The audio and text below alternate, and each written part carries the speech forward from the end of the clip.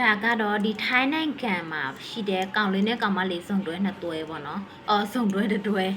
အဲ့ဒီသူတို့ကကျတော့ဒီချစ်သူတက်တန်ပြည့်တစ်နှစ်ပြည့်နေနော်အဲ့လိုမျိုးလောက်ရသူတို့တရား surprise လောက်ရနေကောင်လေးဘက်ကနေကောင်မလေးကိုပတ်စံမဟုတ်ဘူးတရားပေးတယ်တဲ့ surprise မဟုတ်ဘူးတရားပေးတော့ပေါ့နော်ဒီကောင်မလေးဘက်ခြံကနေကောင်လေးတို့မျိုး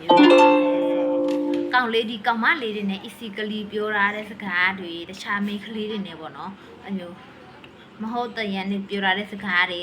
သူနောက်ကွယ်မှာတစ္ဆာဖောက်တဲ့စကားတွေသူနောက်ကွယ်မှာတစ္ဆာမရှိတဲ့အရာတွေပေါ့နော်ဒီကောင်မလေးက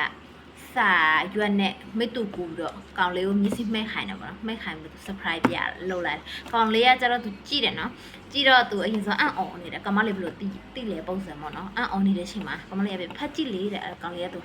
ဖတ်ကြည့်တော့သူအပြုံးကဟိုနေမမဲတမဲအပြုံးလေးနဲ့ပြုံးတော့ပေါ့နော်သူကောင်မလေးစီမှာ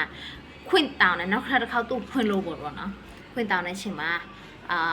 သူတို့ဘယ်လိုဆက်ဖြစ်လဲဆိုတော့သူ့အိမ်မှာကောင်မလေးအကောင့်မှာပေါ့နော်များတွေက comment ရေးကြတယ်နေဒီကနေကောင်လေးနဲ့လမ်းခွဲလိုက်ပြီးလာပါလားဆိုတော့ကောင်မလေးကပြောတယ်ခွဲလိုက်ပြီးတဲ့သူပြီးသက်ဆောင်လိုက်ပြီးတော့တခြားလူတွေသူမိတာပေါ့နော်